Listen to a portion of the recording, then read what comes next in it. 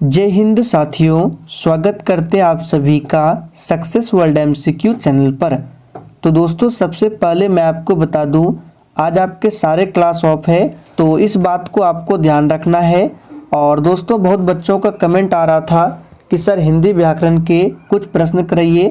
तो दोस्तों, आज की इस वीडियो में हिंदी व्याकरण के 30 अति महत्वपूर्ण प्रश्नों को कवर करेंगे। बिल्कुल आपके एग्जाम पैटर्न पर आधारित प्रश्न है। तो चलिए जल्दी से आप सभी लाइव में जुड़ जाइए। सभी को गुड इवनिंग, गुड इवनिंग। तो दोस्तों, आज के सेशन का पहला प्रश्न है, संताप शब्द का समानार्थी शब्द बताइए। सभी ऑप्शन को ध्यानपूर्वक पढ़िए और अगर आपको इन सेट में किसी भी प्रश्न का आंसर आता है तो आप सभी को लाइव चैट में अपना अपना आंसर बताना है, ताकि आप सभी का प्रॉपर तरीके से रिवीजन हो सके। तो यहाँ पे बताना है आपको संताप शब्द का समानार्थी क्या होगा। तो यहाँ पे पहले प्रश्न का आंसर जो भी बच्चे ए बता रहे हैं बिल्कुल सही जवाब है। संताप शब्द का समानार्थी होता है वेदना। ध्यान रखेंगे, बिल्कुल इसी तरह के प्रश्न आपके एग्जाम में भी पूछे जाएंगे। दूसरा प्रश्न है, मीमांसा शब्द का समानार्थी क्या है। चलिए आप सभी दूसरे प्रश्न के लिए आंसर बताएंगे। और दोस्तों ध्यान दीजिए, आपके एग्जाम में करंट अफेयर्स से भी प्रश्न पूछे आते हैं, तो आप सभी करंट अफेयर्स की क्लास को भी जरूर देखें। तो मेरे दूसरे चैनल पर करंट अफेयर्स की क्लास स्टार्ट किया गया है। डेली सुबह 10 बजे से उस चैनल पर करंट अफेयर्स की क्लास होती है और उस चैनल का नाम है दिवाकर स्टडी IQ, या फिर उस चैनल का लिंक आपको इसी वीडियो के नीचे डिस्क्रिप्शन बॉक्स में मिल जाएगा, जाकर आप लोग देख सकते हैं। तो यहाँ पे दूसरे प्रश्न का आंसर जो ही बच्चे डी बता रहे हैं बिल्कुल सही जवाब है। मीमांसा शब्द का समानार्थी क्या होता है, तो याद कर लीजिए विवेचना। आगे देखिए, अपने अपने राम, इस उपन्यास, ये जो उपन्यास है ये किसकी रचना है। बिल्कुल टॉप लेवल का प्रश्न है। अपने अपने राम उपन्यास किसकी रचना है। तो याद कर लीजिए, यहाँ पे आंसर क्या हो जाएगा, डी ऑप्शन, इला चंद्र जोशी। ध्यान रखेंगे, अपने अपने राम उपन्यास जो है इला चंद्र जोशी की रचना है। आगे देखिए, योग रूढ़ शब्द कौन सा है। वेरी इंपॉर्टेंट प्रश्न है। चलिए आप सभी चौथे प्रश्न के लिए आंसर बताएंगे। योग रूढ़ शब्द कौन सा है। तो दोस्तों, सबसे पहले आपको पता होना चाहिए कि योग रूढ़ शब्द किसे कहते हैं। तो बता देते हैं, ध्यान से सुनिए। जो शब्द दो या दो से अधिक शब्दों के योग से बनते हैं पर अपना समान अर्थ छोड़कर कोई विशेष अर्थ देते हैं, उन्हें ही कहते हैं योग रूढ़ शब्द। जैसे कि सी ऑप्शन में दिया हुआ है लंबोदर। इसका अर्थ क्या होता है, लंबा है उधर जिसका, अर्थात क्या, गणेश जी। तो देखिए, लंबोदर से एक विशेष अर्थ निकल रहा है गणेश, तो लंबोदर क्या है, योग रूढ़ शब्द है। अब देखिए ए ऑप्शन में है पीला, इससे कोई विशेष शब्द नहीं निकल रहा है, घुड़सवार से भी नहीं, नाक से भी नहीं। यहाँ पे जो लंबोदर है इसका अर्थ होता है लंबा है उधर जिसका। ये दो से अधिक शब्दों से मिलकर बना है और इसका विशेष अर्थ होता है गणेश जी। तो लंबोदर जो है ये क्या है, योग रूढ़ शब्द है। ध्यान रखेंगे, योग रूढ़ शब्द के और उदाहरण क्या हो सकते हैं, जैसे कि हो गया दशानन, इसका विशेष अर्थ क्या है, रावण है। वीणा पानी, ये सभी क्या है, चक्रधर। मुरलीधर, ये सभी क्या है, योग रूढ़ शब्द है। आगे देखिए, छंद मुख्य रूप से कितने प्रकार के होते हैं। बिल्कुल आपके एग्जाम में छपने वाला प्रश्न है, आंसर बताएंगे। छंद मुख्य रूप से कितने प्रकार के होते हैं। तो दोस्तों इसे याद कर लीजिए, छंद जो है ये मुख्य रूप से 4 प्रकार के होते हैं। वर्ण और मात्रा के विचार से छंद 4 प्रकार के होते हैं। आपको प्रकार को याद नहीं रखना है, आपको सिर्फ याद रखना है 4 प्रकार के होते हैं। कौन कौन से हैं, आपको नाम याद नहीं रखना है। पद्मावत की भाषा क्या है। तो देखिए दोस्तों, पद्मावत जो है ये सूफी संत मलिक मोहम्मद जायसी द्वारा लिखी गई है। तो इसे भी ध्यान रखना है, पूछा जा सकता है कि कि पद्मावत किसके द्वारा लिखी गई है, तो सूफी संत मलिक मोहम्मद जायसी, यहाँ पे लिख देते हैं मलिक मोहम्मद जायसी, इसके द्वारा लिखा गया है। और पद्मावत की भाषा जो है ये अवधी है, ध्यान रखेंगे। आप बीती शब्द के लिए उसके नीचे दिए गए विकल्पों में से उपयुक्त समास चुने। चलिए आप सभी 7वें प्रश्न के लिए आंसर बताएंगे। और देखिए जो भी स्टूडेंट चैनल पर पहली बार आए हैं उनको थोड़ा सा क्लास टाइमिंग के बारे में बता देते हैं। देखिए इस चैनल पर आपको डेली 2 क्लास मिलेगा, एक रात 8 बजे और एक क्लास है रात 8:30 बजे। तो दोनों क्लास को आपको डेली अटेंड करना है। पीडीएफ आप लोग टेलीग्राम पर जाकर डाउनलोड कर सकते हैं। टेलीग्राम का लिंक इसी वीडियो के नीचे डिस्क्रिप्शन बॉक्स में है। तो आप बीती शब्द में कौन सा समास है, तत्पुरुष समास है। अब तत्पुरुष समास किसे कहते हैं, तो ध्यान से सुनिए। जिस समास का उत्तर अर्थात अंतिम पद प्रधान होता है उसे तत्पुरुष समास कहते हैं। तत्पुरुष समास के उदाहरण है कौन कौन से, जैसे राजमंत्री हो गया, राज दरबार हो गया, रसोई घर हो गया, ये सभी क्या है, तत्पुरुष समास के उदाहरण है। निम्नलिखित में से कौन सा शब्द अनिश्चयवाचक सर्वनाम है। इस प्रश्न को आप सभी मार्क कर लीजिए क्योंकि सर्वनाम से अधिकतर एग्जाम में प्रश्न पूछे आते हैं। तो याद रखना है अनिश्चयवाचक सर्वनाम कौन सा है। पिछले बार भी पूछा गया था जो 16 अक्टूबर 2022 को एग्जाम हुआ था। तो अनिश्चयवाचक इन चारों ऑप्शन में से कौन सा सर्वनाम है, तो याद कर लीजिए ये है कुछ। कुछ जो है ये अनिश्चयवाचक सर्वनाम है। अनिश्चयवाचक सर्वनाम किसे कहते हैं समझ लीजिए, तो बनाने में कोई परेशानी नहीं होगी। देखिए जिस सर्वनाम से किसी वस्तु का निश्चित बोध नहीं होता है उसे ही अनिश्चयवाचक सर्वनाम कहते हैं। जैसे बोले कुछ, तो यहाँ से कुछ भी पता नहीं चल रहा है, निश्चितता का बोध नहीं हो रहा है, तो यहाँ पे कुछ जो है अनिश्चयवाचक सर्वनाम है। जो तर्क के आधार पर सही सिद्ध हो उसके लिए एक शब्द क्या है। और देखिए दोस्तों इसी तरह से हम लोग बीच बीच में हिंदी व्याकरण के कुछ इंपॉर्टेंट प्रश्नों को कवर करेंगे। तो आप सभी हिंदी व्याकरण का बिल्कुल भी टेंशन ना लें, बिल्कुल एग्जाम में सिंपल प्रश्न पूछा जाता है।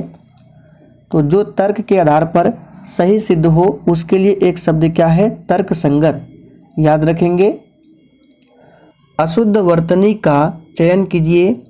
चलिए आप सभी 10 के लिए आंसर बताएंगे। और देखिए कुछ बच्चे कमेंट करते हैं मैथ के लिए, तो कल हमने मैथ्स के कुछ इंपॉर्टेंट प्रश्नों का एक प्रैक्टिस सेट कवर किया था। अगर आपने उस वीडियो को नहीं देखा है तो उसका लिंक आपको इसी वीडियो के नीचे डिस्क्रिप्शन बॉक्स में मिल जाएगा, जाकर देख सकते हैं। और आप लोग मैथ का भी टेंशन ना लें, बिल्कुल सिंपल प्रश्न एग्जाम में पूछे आते हैं। तो अशुद्ध वर्तनी का चयन कीजिए। यहाँ पे सी ऑप्शन अविनाशी जो है अशुद्ध लिखा गया है, इसका सही होगा इस तरह से अविनाशी, ये है शुद्ध रूप। आगे देखिए हस्ताक्षर का बहुवचन क्या है। चलिए 11 के लिए आंसर बताएंगे। यहाँ पे आपको कंफ्यूज करने के लिए ये प्रश्न पूछा गया है, तो ध्यान दीजिए हस्ताक्षर का बहुवचन हस्ताक्षर ही होगा क्योंकि कुछ शब्द सदैव बहुवचन में ही प्रयुक्त होते हैं। तो याद रखना है इसका बहुवचन हस्ताक्षर ही होगा। तिमिर का विपरीतार्थक शब्द क्या है। और जिसने अभी तक सेशन को लाइक नहीं किया है तो प्लीज़ आप सभी सेशन को दिल से एक बार जरूर लाइक करेंगे। तो तिमिर का विपरीतार्थक क्या होगा, ये हो जाएगा आलोक। तिमिर का विपरीतार्थक आलोक होता है। इनमें से खाली स्थान धरती शब्द का अर्थ नहीं है। चलिए आंसर बताएंगे, इनमें से कौन धरती शब्द का अर्थ नहीं है। तो यहाँ पे आंसर क्या हो जाएगा, याद रखिएगा धरती शब्द का अर्थ नहीं है अनिला, बाकी इला अचला धरा ये धरती शब्द का अर्थ है, ध्यान रखेंगे। आगे बढ़ते हैं।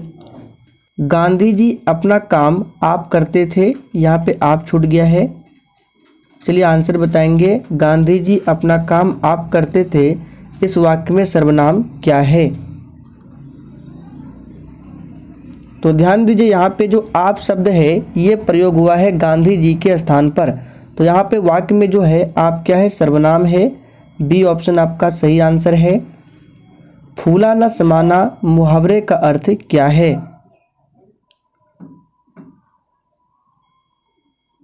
तो यहाँ पे आंसर क्या हो जाएगा? फूला न समाना।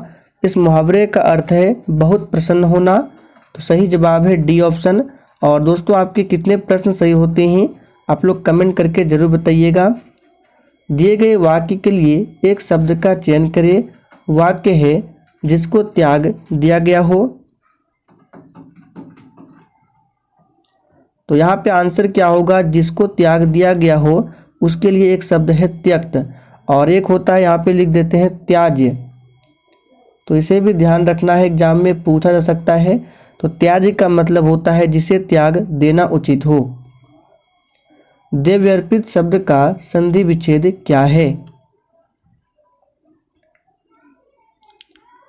तो दोस्तों, यहाँ पे आंसर क्या होगा? देव्यर्पित शब्द का संधि विच्छेद है देवी प्लस अर्पित, जो कि ए ऑप्शन में दिया हुआ है, ध्यान रखेंगे। और ये यन संधि के उदाहरण है। शिक्षा शीर्षक निबंध के निबंधकार कौन है? ये हिंदी साहित्य के प्रश्न है, आंसर बताएंगे। तो याद कर लीजिए, शिक्षा जो है ये जे कृष्णमूर्ति रचित निबंध है। तो सही जवाब है डी ऑप्शन। गुनाहों के देवता उपन्यास के उपन्यासकार कौन है? वेरी इंपॉर्टेंट प्रश्न है, इसको भी मार्क करके रखिएगा, पूछा जा सकता है। तो गुनाहों के देवता इस उपन्यास के उपन्यासकार कौन है? तो यहाँ पे आंसर होगा धर्मवीर भारती। जिसे मापा ना जा सके उसके लिए एक शब्द क्या है? तो ध्यान दीजिए, जिसे मापा ना जा सके इसके लिए है अपरिमेय। तो डी ऑप्शन जो ही बच्चे बता रहे हैं बिल्कुल सही आंसर है। आगे देखिए, परंपरागत उचित को क्या कहते हैं? तो दोस्तों, परंपरागत उचित को कहा जाता है, याद रखेंगे, सूक्ति। तो बी ऑप्शन जो ही बच्चे दिए हैं बिल्कुल सही जवाब है। विद्वान का स्त्रीलिंग क्या है? चलिए 22 के लिए आंसर बताएंगे। विद्वान का स्त्रीलिंग क्या है? तो विद्वान का स्त्रीलिंग होता है विदुषी। देखिए डी ऑप्शन में दिया हुआ है। परिक्रमा शब्द में उपसर्ग है। तो देखिए, परिक्रमा का अगर विच्छेद करें, संधि विच्छेद, परिक्रमा, तो यहाँ पे परिक्रमा में जो उपसर्ग है क्या है? परि है। तो बी ऑप्शन आपका सही जवाब है। छाती पर सांप लौटना मुहावरे का अर्थ क्या है? तो छाती पर सांप लौटना इस मुहावरे का अर्थ है ईर्ष्या करना। सुख चैन में कौन सा समास है? यहाँ पे देखिए, सुख और चैन इस तरह से लिखा गया है, बीच में हैफन है। तो आप लोगों ने समास में पढ़ा होगा, सुख चैन में ये समास है द्वंद्व, याद रखेंगे। इसका अगर विग्रह करे, समास विग्रह, तो होता है सुख और चैन। सिंह वन में रहता है रेखांकित में कारक है। यानी वन में, यहाँ पे में जो है इसमें कौन सा कारक है? तो कर्ता ने कर्म को करण से, संप्रदान को के लिए आपादान से, उसके बाद क्या होता है? संबंध का के की अधिकरण में पर। तो यहाँ पे अधिकरण कारक है। बी ऑप्शन आपका सही जवाब है। वन में यहाँ पे कौन सा कारक है? अधिकरण कारक। जल्दी चलो रेखांकित भाग में कौन सा विशेषण है? जल्दी चलो, इसमें कौन सा विशेषण है आपको बताना है। तो याद कर लीजिए, जल्दी चलो में ये विशेषण है क्रिया विशेषण। क्रिया विशेषण किसे कहते हैं? तो जिन शब्दों से क्रिया की विशेषता का पता चलता है उन्हें क्रिया विशेषण कहते हैं। जल्दी चलो में जल्दी विशेषण है और चलो क्या है? क्रिया है। पर्वत का पर्यायवाची कौन नहीं है?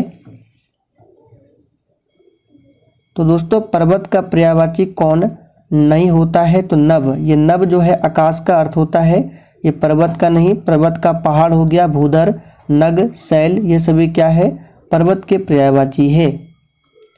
शाखा का बहुवचन क्या है?